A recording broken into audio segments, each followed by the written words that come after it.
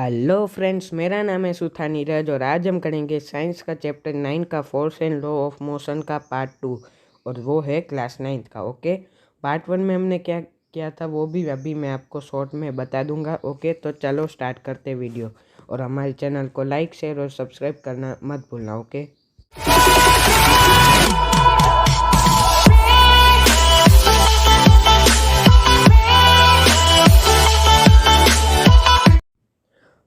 तो पार्ट 1 में हमने क्या क्या था वो अभी मैं आपको बता देता हूँ और फिर हम पार्ट 2 स्टार्ट करते हैं। ओके, तो पार्ट 1 में हमने देखा था what is force and it's definition.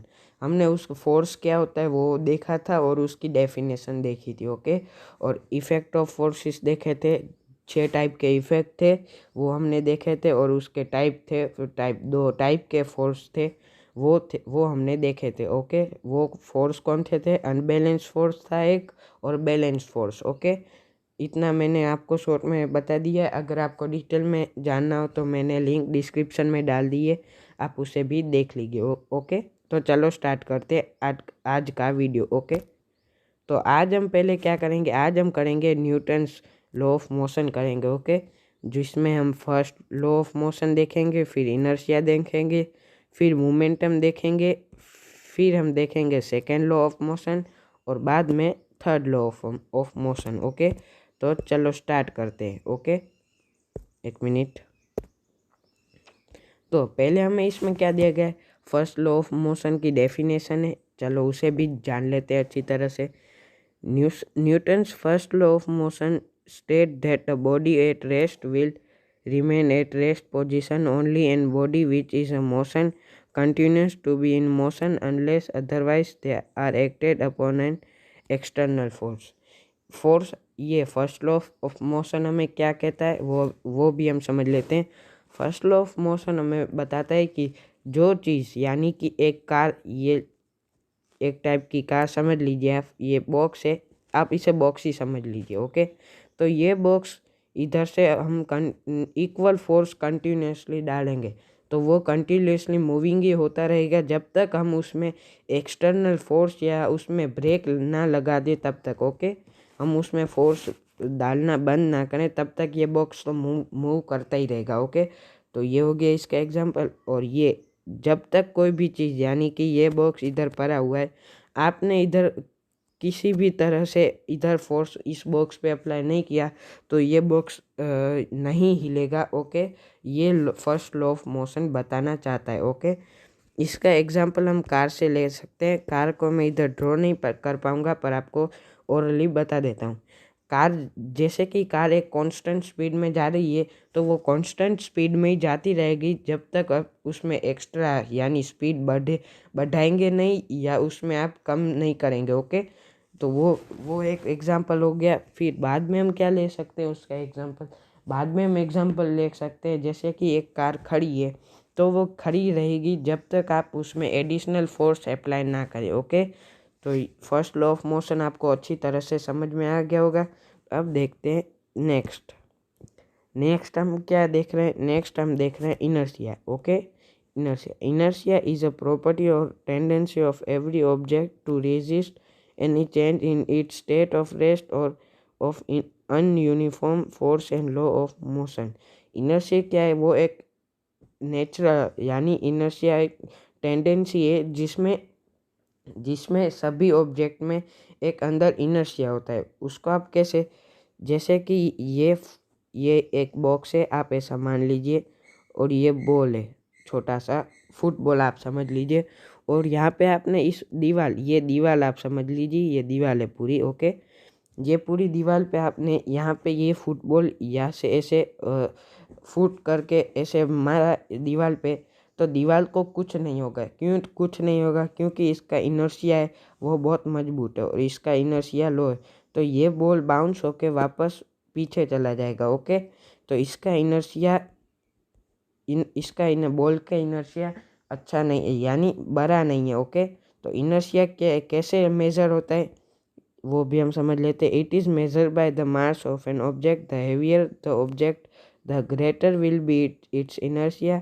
Inertia direct proportional to mass. Okay, inertia है वो मास से मेजर्ड होता है, यानी किसी भी ऑब्जेक्ट का मास बड़ा होगा तो उसका इनर्शिया भी बड़ा होगा, और किसी भी ऑब्जेक्ट का मास छोटा होगा, मास यानी वजन आप कह सकते हो, किसी भी ऑब्जेक्ट का मास कम होगा तो उसका इनर्शिया भी कम होगा।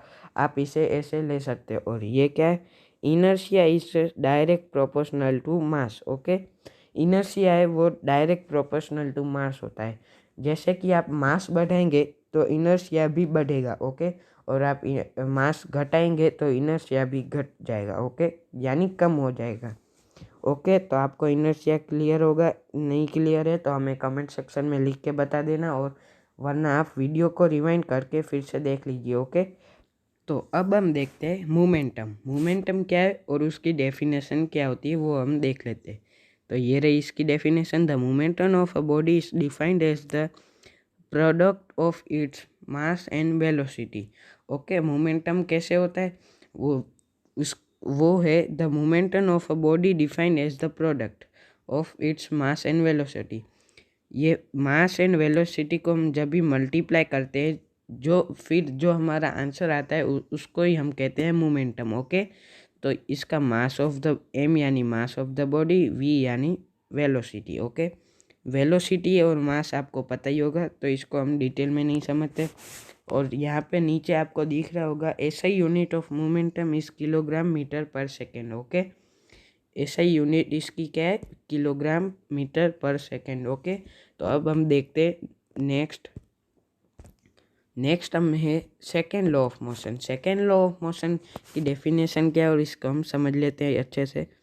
It state that the rate of change of momentum of body is directly proportional to the applied force and take place in the direction in which the force act। Okay, तो ये क्या है, इसमें है कि जब भी हम जो फोर्स होता है वो डायरेक्टली प्रोपोर्शनल होता है किससे, rate of change of momentum. Okay, तो यही कहना जाता है। Okay, rate of change of momentum directly proportional है किससे, फोर्स, अप्लाइड फोर्स से। ओके, तो ये आपको अच्छी तरह से समझ में आ गया होगा। तो हम इसे कैसे लिख सकते हैं, फोर्स यानी एफ यानी फोर्स डायरेक्टली प्रोपोर्शनल की साइन ऐसी कुछ होती है, अच्छे से नहीं हुई होगी पर आप समझ जाओगे। ओके, एफ डायरेक्ट प्रोपोर्शनल की साइन ऐसी कुछ है।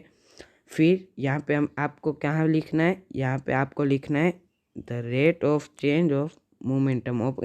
ओके, तो आपको यहाँ तक समझ में आ गया होगा।